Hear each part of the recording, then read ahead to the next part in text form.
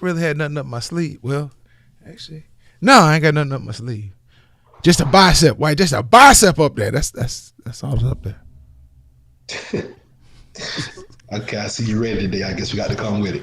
Well, it is what it is. It's either that or just tank it and call it a day and wait for tomorrow to show up so we can start over. And I can't do that. I'm right there with you, bro. Let's do it. All right.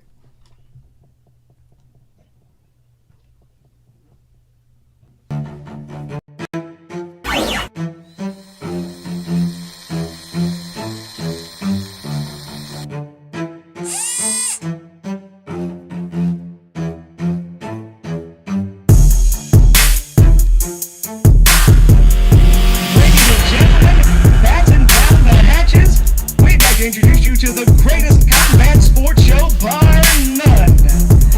You are now in the Beatdown. You wanna get beat down? Let us now introduce you to your host, the Badger, and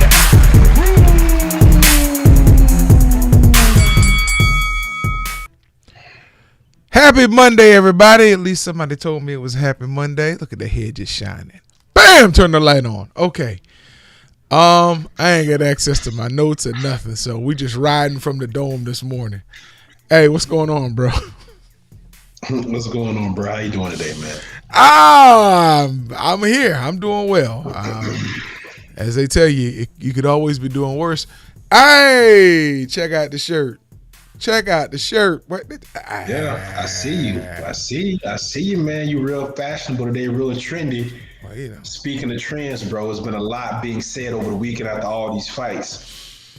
But I want to jump off the porch with this one, bro, because I think we were talking about this, but we didn't get enough time to really indulge it. And this is going to blend into two things that we do very well, which is be ignorant, but also pretend to be very concerned. Bro, Oscar De La Hoya has been trending since yesterday, bro.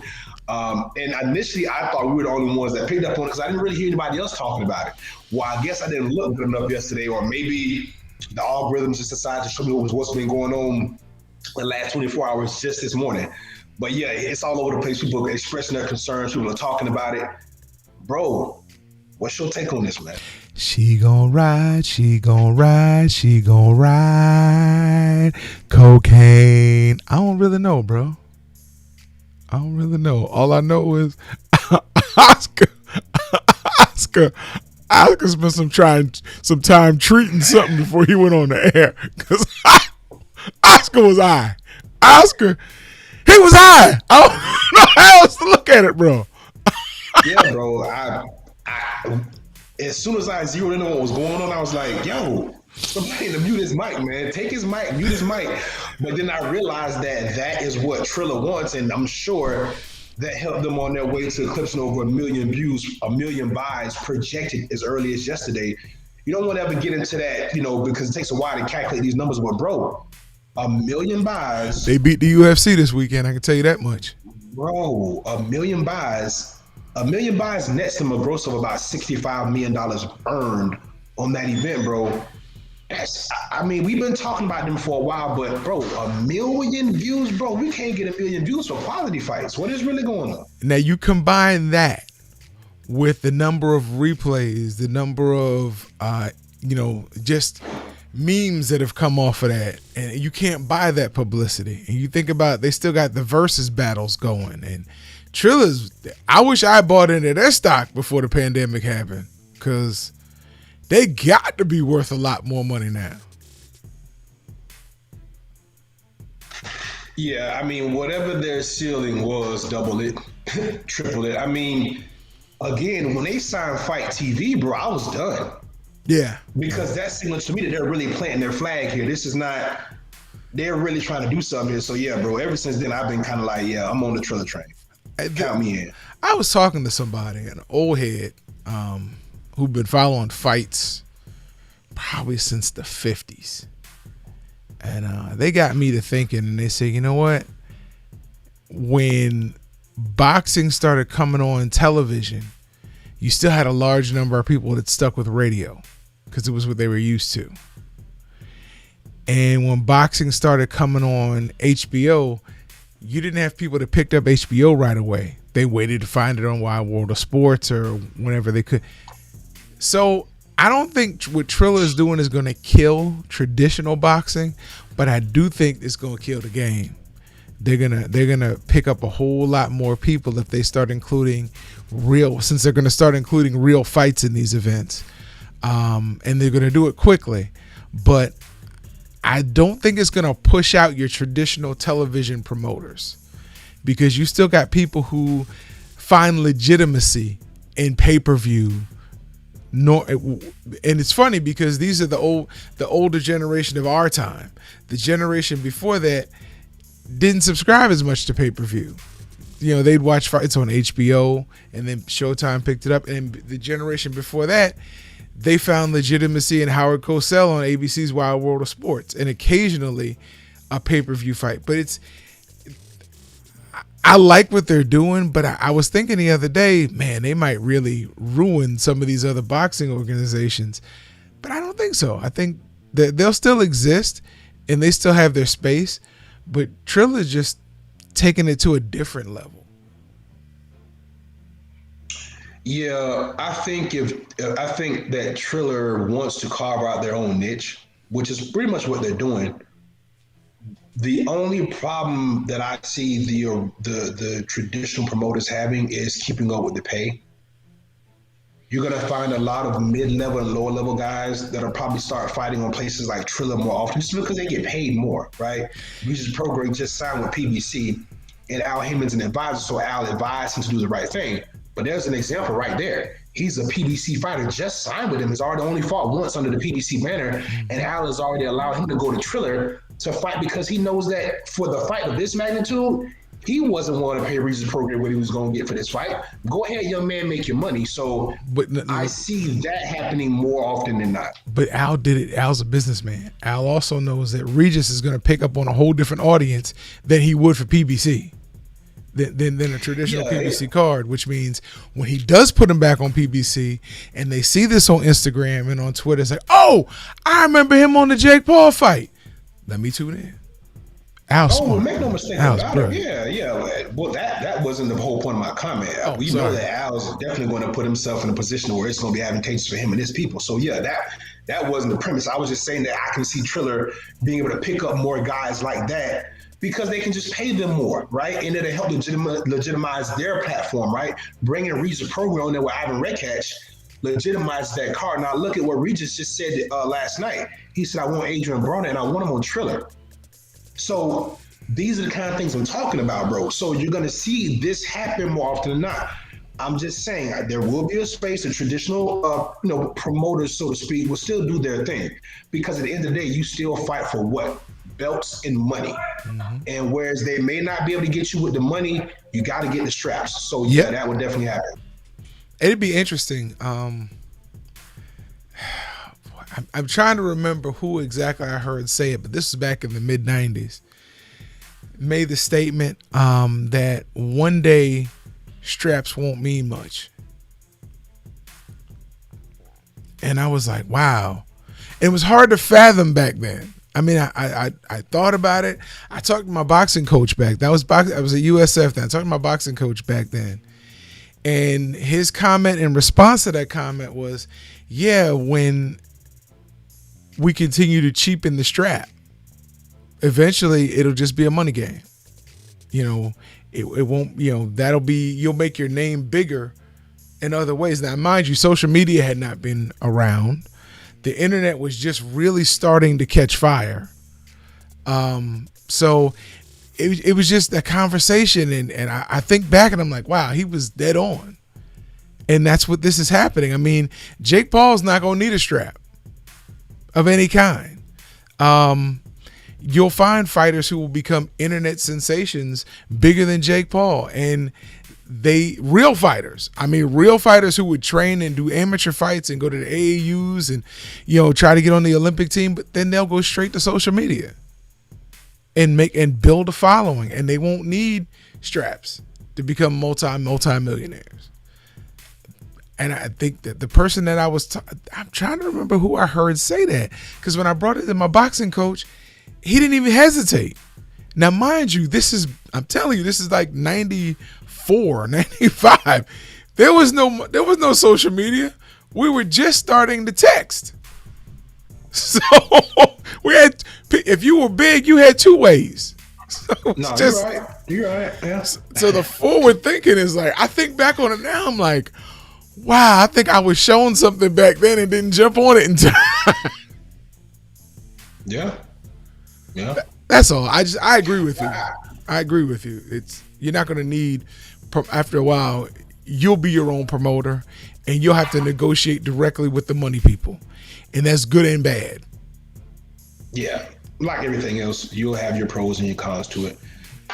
Speaking of boxing, bro, since we're already here, briefly, because I know we really want to talk about this coming weekend's fights.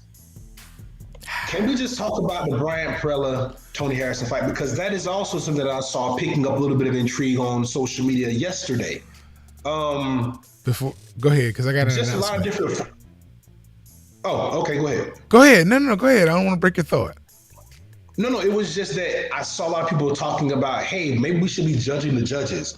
And they were putting out, like, in reference to this fight, and I didn't really jump into those forums because I really don't have time to be all in those. But I think that people pay closer attention to that fight. I think people were really intrigued to see what Tony Harrison was going to look like. And when that fight shook down the way it did, I think a lot of people really looked at his judging situation. So I'm just curious to you, have you seen anything, any more thoughts about it since we had the show yesterday? Yeah, and then I just messing around, I reached out to Bryant Perella and he reached back out to me and I asked him, he said, yeah, he wants to come on here Thursday and talk about it. So I think okay, dope. Yeah, I had reached out to him as well, but I told him once he heals up, but I guess he'll be healed up by Thursday. So that's dope. That's good. Because I messed with him. I said, hey, did you call the cops about that robbery Saturday night? He said, I should have. Listen, I have seen some stuff on social media. I was looking to see if Tierra Brown had said anything because that's, her homeboy. Right. I must have missed it. I didn't see anything from her, but I have seen stuff from just fans talking about how upset they were. Well, here's the interesting part, bro, and I'm glad you brought that up so we can dovetail off into a more interesting conversation with this. What I did notice is that a lot of people are trying to give Tony Harrison a pass at this fight. That, to me, is problematic because people didn't have the same energy for other fighters that may have won fights but didn't look good doing it, but they definitely didn't lose, right? And you'd have thought they were going to tar and feather him. A lot of people empathizing with Tony Harrison here, which lets you know that people like his personality, they like his character, and I think a lot of casuals or just sports fans in general really brought into Tony Harrison in that Jamel Charlo, I guess, saga. They've only had 2 fights, but yeah, a lot of people bought into that, especially for the rematch. So, listen, I just thought that was interesting, bro. You got people already saying that needs to be a trilogy. Max Kellerman is saying that needs to be a trilogy, the Charlo Harrison fight. And I'm like, how do you do that? And again, they're treating it like a one-off. Like this wasn't supposed to happen. Tony's still dealing with some issues. Maybe he wasn't, all the way there physically or mentally. And, he's dealing with a new, like you said, all the passes that they won't give a normal fighter, they're giving him, which, I'm not arguing with that. What I am arguing with is the results of the fight. But people are going to judge it and look at it how they want to look at it. But we said they needed to have, they needed to start judging the judges years ago. Hashtag watch the pod. We talked about this on season 1. That you need to have, somebody there who can overrule when a situation is clearly out of whack. Yeah, those scorecards, man. I don't know, man. It's kind of wild. Do you have them, bro? No, I don't have them pulled up. No, that was just something I saw in the form. I didn't pull them up. What I want to say, what was it? 114, 114, 116, 112, 117, 111. 117, 111. Yeah, one judge had it 117, 111, Tony Harrison. One judge had it 116, 112, Perella, and then the other judge had it at a 114, 114 draw. If I'm not mistaken, we get a chance to research that, but if my memory serves me correct, I think those are the scores. That's insane. Yeah, okay. Tell me about it. It'd be nice if we can get the judges to watch the same fight that's really happening. That ain't gonna happen, bro. Everything's Not in a subject. million It's years. all subjectivity, or it's subject to whatever you feel at the time, or however much money you want to make under the table. Yeah, I said it. It is. I mean, boxing's been that way through history. As they say, don't leave it in the hands of the judges. That's what they always say, or at least knock somebody down. So they got to give you a 2-point round, a 10-point round, 10-8 round. Bro, are you now buying Jake Paul as a legitimate boxer, bro? He knocked Ben Askren out. You said Ben was going to be ready. Ben's a better striker than Jake Paul is in his sleep. He's a high trained fighter at the highest level. I didn't say he was a better striker than Jake Paul was in his sleep. I didn't say that. Yeah, I know you didn't. I know you didn't say that, but you did hint that you felt like Ben Askren would be a better competition for Jake Paul. I did. So, yeah. And again, let me know the time when. Let me know the fact that you've never been wrong. No, I was only making a point to say, are we legitimizing Jake Paul? No, we're not. At this point, it ain't no bashing on Ben Askren, because at this point, I'm not convinced that the UFC has a good eye for talent at all, to be honest with you, because you go from getting kneed and knocked out in 0.00 seconds to then getting knocked out by a guy, even a professional boxer, in less than 2 minutes, and you got knocked out for real. Like, that was a legitimate knockout. I'm just like. You traded Mighty Mouse for this guy. So yeah. Listen, Ben Askren, you said it in the beginning, he's a wrestler, but I've seen a little bit of his training. He did not get a chance to. He did not exhibit that at all in the ring. He did not. He did not. And I mean, Jake Paul just came right down the middle. I mean, it almost makes me right down the middle. It almost makes me feel like Ben Askren. I mean, I'm not afraid to fight. I'm not afraid to get knocked out. So I'll just take this fight and get my money and go home. Yeah, I don't think he put much. He took it seriously, bro. I mean, he looked terrible physically, but whatever. I mean, he's never but he's not. No, he had a dad bod when he was wrestling in college, bro. Yeah. He's not a tight guy anyway. But just I don't know. It looked really bad. But to my point, bro. No, this does not make Jake Paul legitimate. Go ahead. I'm sorry. After the fight, I guess whenever my social media allowed me to see the post. Apparently, Jake Paul did some sparring, or has been sparring, or did some sparring, or whatever. We're ready for this? Jean Pascal, who is the light heavyweight champion right now. Yeah. So Jake Paul, aside from having Jalen Love in his corner, aside from having I just lost my other guy's name. The other guy, BJ Flores, in his corner. Besides having this another boxer you trains with, I can't call his name, from the Mayweather stable. And then you've been training with Jean Pascal, bro. It looks to me like Jake Paul is a very smart businessman. He's better than people think he is. He knows how to showcase certain skills, and they're going to keep going after guys that are just going to take the fight for money. I saw Tyron Woodley say something about him wanting to fight Jake Paul. And I saw Jalen Love somebody comment and say, T Wood, don't do that. Pump the brakes on this one. Pump the brakes on this one, because Tyron Woodley is a totally different animal than Ben Askren. But again, we've already figured out Tyron Woodley he's still not all in. He's no longer all in from his UFC experience. So I would give you this. I wouldn't take the fight either if I was Tyron Woodley. Okay. As long as you know. But Woodley wants that money. He don't care anymore. It's all about getting that bag and making your life a little better financially. Right, so I'm gonna say something, bro, and I know. Hey, Larry Holmes, Jake Paul's available. And I hope you agree with me. In the case of old boy not taking the fight, when you get beat up or knocked out by other professionals in your sport, it only hurts your brand as far as being a fighter in that particular sport. If you get in the ring with this boy and he knocks you out, it ruins whatever legacy you've ever had. And that's why he shouldn't take this fight. Because getting beat up by other professional guys in the UFC, guys ranked in the top 10 and guys that, hey man, you just stayed around too long. But it wasn't like you got beat by guys on the street. You go in there with Jake Paul, you're going to get beat up by a guy off the street. If he still wants to have a little bit of legacy left amongst the culture, he better not take that fight, bro. Honestly, bro, I don't think he still has a little bit of legacy left amongst the culture. What he needed to do was retire after Usman. He would have been a rung lower, but he'd have been able to do it like Andre Ward and Timothy Bradley did, go into commentating. He would have had to go to another organization because he and Dana's relationship wasn't that tight. But he would have carried his name forward and still made money not getting hit. Right now, he has no legacy amongst the culture.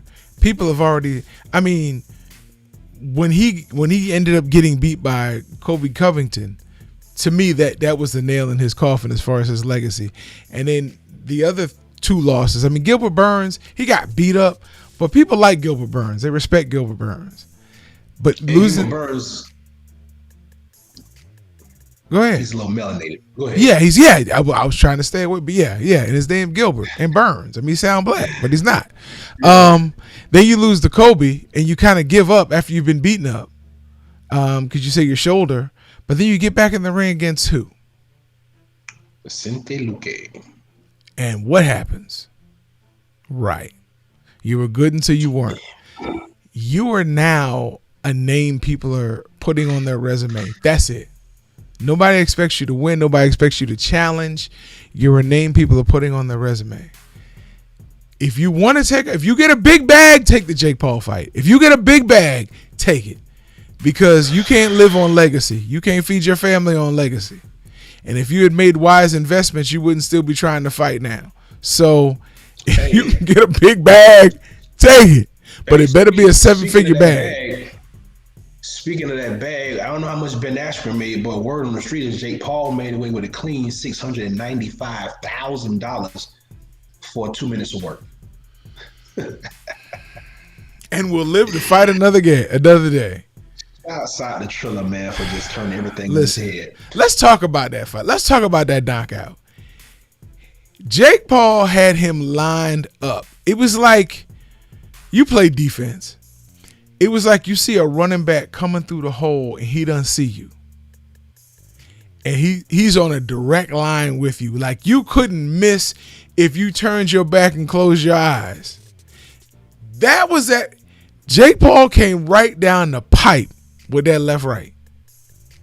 He was what you call the the wheel linebacker screaming down on a slant. Yes, exactly. Quick slam on the goal line, yeah. And Ben was that dude going, "Where's the freaking ball?" Mm-hmm. There it is. Mm-hmm. I don't know what Ben was or wasn't looking at, but Jay couldn't have. You can fight for a lifetime and not get a cleaner opening than that. It was. He couldn't do nothing but knock him out. And he knocked him down. Now, we know Ben got up and told the ref he was all right, and the ref stopped the fight. Why? Yeah. I don't know. But that knockdown was cleaner than I've seen in most fights. What we have to give Ben Askren credit for is his ability to recover. Now that I look back at the fight, bro, after I looked at it a couple times, I know why the ref stopped the fight. You go back and watch the knockout. Watch his head hit the mat. His head bounces off the canvas. And I think that was enough for us to be like, yo, this is over. It wasn't like he went down. No, everything was shut off real quick temporarily. He recovered quick. But yeah, I can see why the ref might have stopped that. But you and I both agreed yesterday that they could let it go on. Yeah, they could. Yeah, they could let it go on. Yeah. Stop it after he can't respond. If he gets up and he can't defend himself, stop it then. But either way, that was a clean shot. That was a clean shot. Yeah. That was. Yeah. He had him out, bro. Those shots were cleaner than the shots they put on Rodney King. That was a clean shot, bro. Clean. I don't know about that. Them was some softballs, but that was that. Like you said, that was a great shot, and it stretched him out, bro. As soon as he hit him, everything locked up. You saw that, so it was, yeah. I ain't mad at the ref. No, mad at Ben Askren. Mad at Ben Askren. It wasn't supposed to happen like that, Ben. It's going down, bro. Yeah, a little bit up the road from here. UFC is coming to Florida, bro. They're gonna be in Jacksonville for what is gonna be probably one of the biggest cards of the year. Yeah. And We ain't worried about the main event, or at least I know you're not. I'm not happy about the main Well, we event. got some good co-mains though that we can really get into, bro. Yeah. So what we got? Well, I have no information in front of me, bro. I have no access to my okay, information. So, my bad. Okay, so let me pull it up for you. I forgot you said you was flying in the blind day. Let's see here. He said, We got Thug Rose.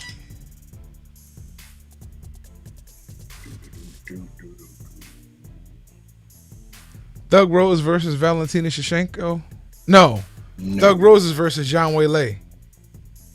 Zhang Weili, bro. Oh, I love How Thug hyped Rose. are you for that fight, bro? Honestly, that's the fight I'm the most hyped for. Bruh, that is gonna be that. That's I've been watching Wei Lee, some of her interviews, bro. I like her personality. listen. She is a dog, bro. Like she's me. Like when you hear her talk, she's like, she comes across as, you know, how they try to paint, you know, very respectful and placid and all that stuff. Bro, when she talks about like punching people in the face, bro, I like her, bro. I like her attitude. This is my first time really getting into her personality. I like her, bro. This is going to be a tough fight for Thug Rose because She's a beast, tough. bro. She's a beast. Tough, bro. She's yeah. Now, Thug Rose was the one, she beat Valentina Shevchenko, correct? That was the upset, and then Valentina went up or went down? That was a knock, yes. Okay, that's where she got the name Thug Rose from Daniel Cormier. Thug Rose. All right. Yeah. Now, Zhang Weili, just a different caliber of fighter. And I'm agreeing with you, just mentally, just a different caliber of fighter. Like, she enjoys being hit. And the only thing she likes more than being hit is hitting you and hurting you. Right. And she is a very good technical striker, a good tactical striker. Even when she loses control and she just starts, as they say, throwing caution to the wind, she is just, my goodness, like methodical with her punches. Like she can take leg kicks and it's like her energy bar just rises.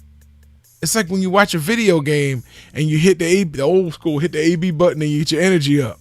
It's like when somebody's hitting her and kicking her, it's like her energy bar rises. Like, I don't know. I've loved watching her fight.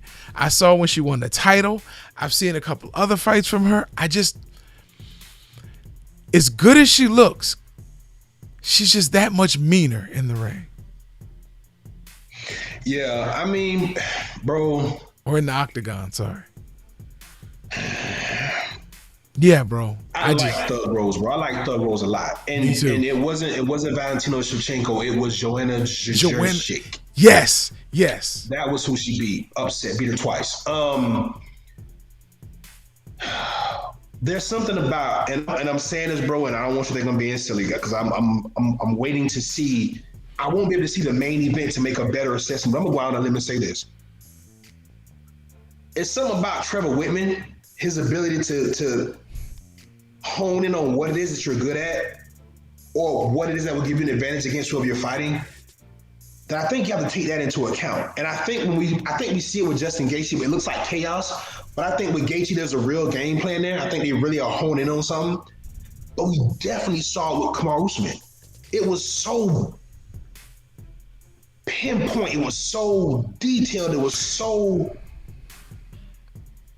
practical, and it was so effective. The way he just was striking Gilbert with the jab and then changing it and going south. And it was like he had no answer. And it was almost like that unlocked the key. That was the answer. Don't do anything else, just do this.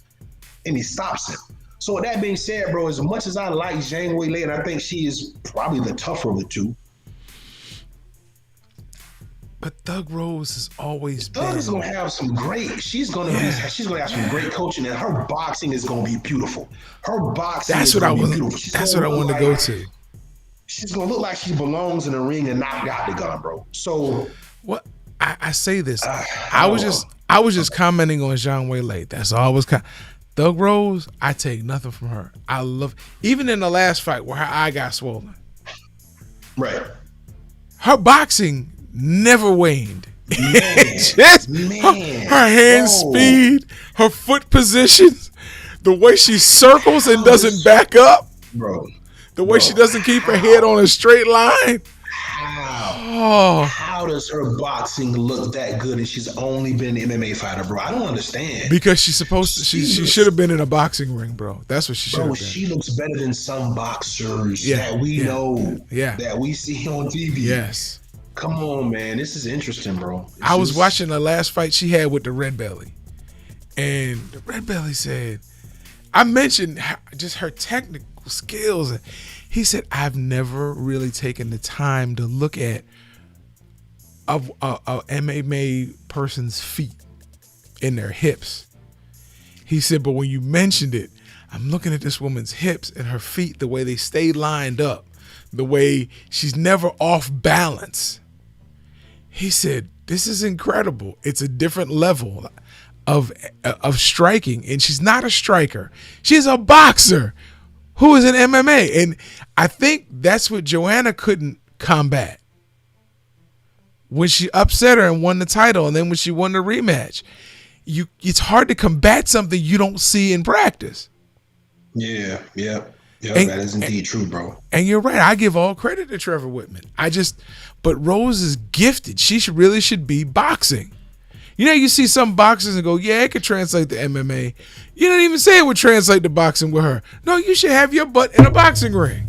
But again, you wouldn't make the money boxing that you make in MMA. So that probably answers our question right there. Now. Exactly. Yeah. And she looks good even with a short haircut. Well, I rock with her whole little vibe, man. Yeah. I like Thug Rose. Yeah. Yeah, her whole little stilo, as they say. Yeah, I'm cool with that. To me, that's going to be the fight of the night. That has more potential to be the fight of the night than anything else. And now Valentina Shevchenko, we love her. We love her skill. Do you really think Jessica Andrade is going to... Now, we know Andrade is strong. I mean, like, she likes body slamming other women. She's strong. But Valentina just... Her game is on... like 2 levels above that, in my opinion. So that's why Everybody's. That's why people keep saying her only real challenger is to come up a weight class and fight Amanda Nunes, since you won't fight her. So, And that's gonna be so hard to do, man. oh yeah, I don't. That's even gonna be think so hard because I've never listen. I'm gonna say something, bro. I've never met Valentina Shevchenko in person, never seen her, but I think they have her listed at 5'4", 5'5", like that, bro. I don't know how much weight she can put on or how much weight she loses in between camps because she may just be a naturally fit woman and that may be her. She may fluctuate maybe 7 to 10 pounds in between fights, maybe. I mean, as good as she is, I'm assuming she's very disciplined. But, bro, Amanda Nunes is, look, no. maybe Valentina should fight the other Nunes, Nina. Yes. The one we- Yeah. 'Cause- oh, I don't know if somebody, listen, man. I don't know if somebody beating that woman, bro. I guarantee you there's someone out there who's trying to get into the UFC now who's her kryptonite. I don't see anybody who's currently in the UFC, but I guarantee, and here's why I say this. I learned early on in life, there's always somebody better than you. Always. Oh, for sure. So, But the only difference is, bro, the woman that's better than her, just like the man that might be faster than Usain Bolt, just like the guy that may be better than LeBron James, they're probably behind bars, bro.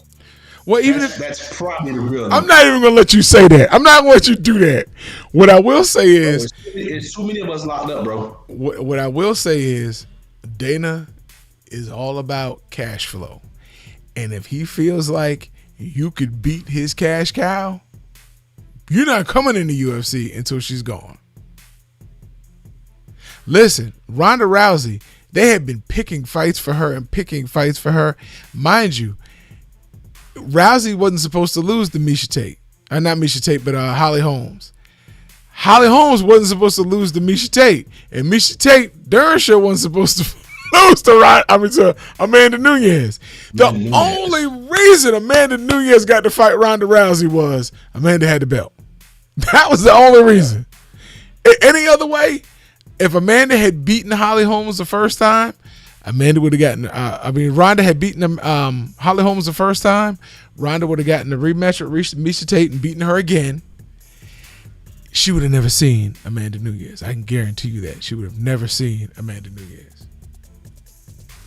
No, I'm agreeing with you on that, bro. I am definitely agreeing with you on that. But be it as it may, I don't think nobody gonna beat it, bro. And if they do, she'll be so old by the time it won't even matter. So listen, bro, before you get into whatever story you got to tell us, real quick, man, Jay-Z's has just opened or has recently opened his new facility out in San Jose, California at a very busy intersection. 13,000 square feet of some of the best cabbage money can buy. Bro, California's made $4 billion off medical marijuana, recreational marijuana last year, bro. Are we surprised that Jay-Z finna make a lot more money, or no? This is kind of like par for the course. Par for the course, because he has more money to invest. He can buy the people to get the plan up and running quicker than other people. That's why the wealthy keep getting wealthier. Now, what I can't wait to see is the guy that started that was the oh my goodness, he started Blue Moon. He was Coors master brewer and then started Blue Moon on his own. He's the one that has medical marijuana infused with beer. And he hasn't been able to get the legislation changed so he can put the two together. So they have to sell them separately, and then you kind of pop the bubble into the can once you get it. And it mixes well. But they got some of that with vodka too. I just learned recently. I don't even drink, but that's the new thing coming. So yeah, I believe it. But so Jay-Z is getting in. Look, that doesn't surprise me. He also started a bank card. So I mean, doesn't shock. He did. He started one too. I thought it was just Russell. No. And it only costs you $1,000 to start your own bank card. But you need to have enough people who are willing to put their money in your account, in that account, and get that card, to really see any returns from it. But he, because he's Jay-Z, people are going, oh man, Jay-Z got a bank card. I trust him. I'll be rich like him if I get his card. Just like the people that voted for Trump. Trump's going to make me a billionaire. Yeah, okay. He's not a billionaire. So, he's a smart businessman. That's one thing I will not take from him. Some people question some of the ethics of his business, to get to where he is, but you can do that with all billionaires. You can question their ethics at some point. Sometimes, that's true. Sometimes people are clean, sometimes they're not. When you accumulate that kind of wealth, you threw somebody along the way. Or they felt that way. But with him, it's a little different because it's kind of documented, but it is what it is. Shout out to him for opening up the cabbage plantation, because that's what it sounds like it is. There are a couple of guys in Colorado who are starting to really take off, because Colorado is like the mecca of the medical cabbage industry. But there's a guy who can grow it faster than almost anybody else because he grows everything indoors, and the turnover is so rapid for him. Because what he did was he lined up with people who were good in not just hydroponics, but everything along that line. He paid them to do what they do best, and he gave them a percentage of the product, and they have made him a very wealthy man. Like, people line up to get in his shop because there are no off seasons for him. None. They, like some people, you have a growing season, harvesting season, dry it, process it. Not him. He plants room by room, so he always has a high yield every month. How do we get on this conversation? But I was just shouting out Jay-Z for My bad, dog. Yeah, and I'm not even on the cabbage. And I don't know how I have all this freaking knowledge of it, but you're just a smart guy, bro. and I live in Florida. That shows real how smart I am. If I had smart, I'd have gone out to Colorado. Because I would have put it in an energy drink. Like a 5-hour energy. Oh, man. I'd have definitely put it in a 5-hour energy. And it would have sold like hotcakes. I'd have put it in hotcakes too. So, This is why, see, this is it. This is how we go left every time. But in my calling, it's not something I would do. Because not that I think it's wrong, but you know, some people when they find when they answer the call, they're weak, and they feel like if you're doing a certain thing, then you can't be legitimately who you say you are. So just to keep that message clean, I keep out of that side of that industry. Not trying to, you know, make anybody feel weird, even though I hang out with this guy. So what else we got, bro, before we get up against it? Why don't you do a cabbage commercial? I mean, that way you can bring some revenue in, huh? Can't be free, though. No, you can bring some revenue in and then get your stuff for free. Let's talk about it. I might mean, work better than you trying to auction me off. So yeah, no, we're still gonna do that. We're still gonna do that. I'm just waiting for some more serious bidders to come in, because right now, like, the more serious people are the dudes. Takes up not worth anything, so we should probably stop. No, it's just right now. I'm getting like old women and some cabbage sponsors. I've been getting old women and dudes responding. And I'm trying to get somebody you'd be interested in actually going out to dinner with. See, and I'm not talking about older women. I'm talking about old women, like old. Like my mama would look at them and go, "That's an old woman." So we're trying to get some, at least below 75, to bid, and not a dude. Cause I'm not trying to have you kill somebody because he's talking about I brought a hot dog to the party. No, and there's nothing wrong with that, but I don't think you're into that, or you have that into you. I could be wrong, but I don't think so. By the way, my dad said he was looking for, if you had a shirt like this in a large, extra large, he would buy it. Can you speak, bro? You all right? Yeah, I'm good. You got real quiet. You got real quiet over. I got you, Pops. I got you. No, because your son over here is a habitual line stepper, bro. I don't know what's going on right now, but we just gonna act like ain't nothing happened, bro. We just gonna keep riding. Just act like we ain't see it. Listen, you ain't gonna keep disrespecting me and calling me a habitual. Oh, wait a minute. Habitual means, oh, okay. All right. My bad. I ain't know where you were going with that, calling me habitual. Because you were really light on the huh and the oh. Like a habitual. Just saying this, how it came out. Funny though, with those with those shades on, you can see when your eyes get like that. Yeah, but listen, this is what I expect coming from you, bro. So this is fine. What are you talking about, bro? What are you talking about?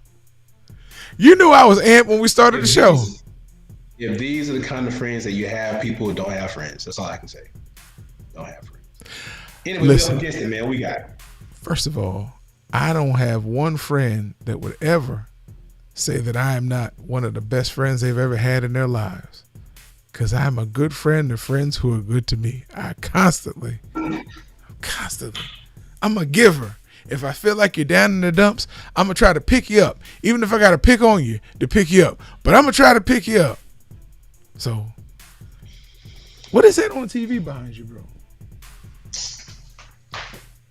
It's those Dr. Stephen Strange just kind of hanging out. That's what I thought. Reading some books and stuff. Yeah. Sorcery. Some spells and stuff. All the good stuff. Yeah. Well, I won't even say it. I was going to talk about something my princess did this weekend, but some things. Give us an update. What's going on? Okay. She had a second swimming lesson Saturday night, and she has anxiety real bad, and she's like that kid on South Park that every time they get too nervous they just throw up. Oh man, come on, bro. Oh. She stepped in the pool, just This time, last time she had been swimming for a minute when she did it. This time, as soon as she stepped in the water, she just turned around. Oh, I was like, oh. No, poor baby. And I didn't feed her for like 4.5 hours prior, thinking, okay, if you want to make sure she was good. Yeah. She found it from somewhere. I don't know if she had a pocket hidden or what, but but then once she finally calmed down, she was good. Once she didn't realize what she was doing, she was fine. So she gonna be fine. I just wonder if we had been at a black swim coach's house, how that whole situation would have gone. Because Miss Kelly was very calm about it, and oh, it's okay. She took her hose and wiped off the sidewalk and let Morgan get back in the water. And I could have seen the black swim coach now. What the? Yeah, that's how I would have started. And then I'd have had to punch the swim coach in the pool. So nah, not even that. Who gonna clean this shit up? I was getting ready to, and she did it. Like last time, my wife did it. No, that's what the black coach would have said. Yeah, and she ain't getting back in my pool. That's pretty much what that lesson would have been over, and they'd have wanted to get paid for it. So, no. Dude, I know we don't give free advertisement, but hold on a second, because this really wasn't free.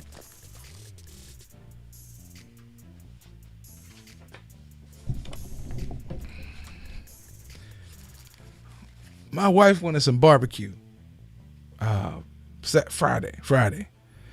And we went to this barbecue place on the corner of Nebraska and I think that's Hillsboro. Yeah, Nebraska and MLK.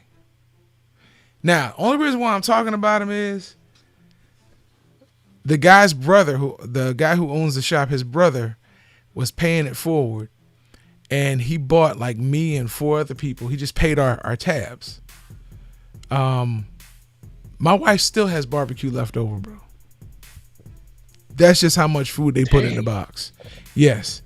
And oh Lord, if y'all ever watch Good Times, you see the generation this guy came from. It's called Sweet Daddy's Georgia Boy Barbecue. Sweet Daddy's Georgia Boy Barbecue. The price is okay. She got a thin end dinner and she was killing it and still couldn't finish it. Finish it. So, but they have some really good prices. I couldn't eat anything there, but my wife ate it and she was good. She was good. She was very pleased with the food, and if you get a chance, they're right on the corner of MLK and Nebraska. You'll see Walgreens on one side and their caddy corner on the opposite diagonal from them in the Advanced Auto Parts parking lot. So that's all I'll say about it. But she was very pleased with the food, and I'm doing it because the owner's brother, who ended up knowing me later. We didn't realize it at the time, but we used to preach together. But with masks on, sometimes you don't, Mm-hmm. So, but that was after the fact we found that out. But yeah, just for somebody when they pay it forward, I'm just giving them a shout out.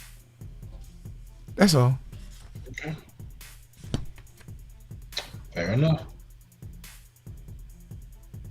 I have nothing else to say about it. I just, Well, we passed up against it, so let's go ahead and get shout outs. Oh shoot, we are. All right, shout out to my wife, my mom, Audrey, my dad, my Pooh, my daughter, Darren, Miss Darlene, the Lipinski family, and I think I know I'm forgetting somebody, but charge it to my head and not my heart. All right, bro. Well, shout out to Fighter Share Nation. That's some real slick old school path to player stuff right there. Listen, man, yeah. Really, bro? Shouts out to everybody for rocking with us today, man. I want to give a special happy birthday to Candace Parker, man, the beautiful Candace Parker. Yes, the great WNBA basketball player, Candace Parker. Yeah, the one that was married me, yeah, her. Happy birthday to her. Wait a minute. Happy birthday to the late, great Alexis Arguello. Woo! We know him as El Flaco Explosivo, but he's most known before that fight with Aaron Pryor in the Panama Lewis incident. He lost both of those fights, but he beat Ray Boom Boom Mancini, and at that time was the only Hispanic, was the second Latino to win three belts in 3 different weight classes, bro. So it had the best looking mustache in boxing. Hey, and hopefully Teofimo Lopez will be the next because he's also Nicaraguan. That boy from everywhere. Listen, don't skip over the Candace Parker thing. No, I need to. Let's leave that right where it's at because she might be calling me later. Hey, in the meantime, y'all spread the love out there. It's crazy. Y'all be safe. It's wet and raining out here in Florida. Candace. We'll catch y'all tomorrow. And at the same time on Candace. our Let's Refine show. Forgive him for that lie. Forgive him for that lie. Man. Forgive him for that lie. Hey, America, stay strong. Don't forget, 4/19/1995, domestic terrorism, Timothy McVeigh. Don't let it go over your heads. We'll see y'all tomorrow, man. Fire Nation, we out here. Peace. Stop killing our children.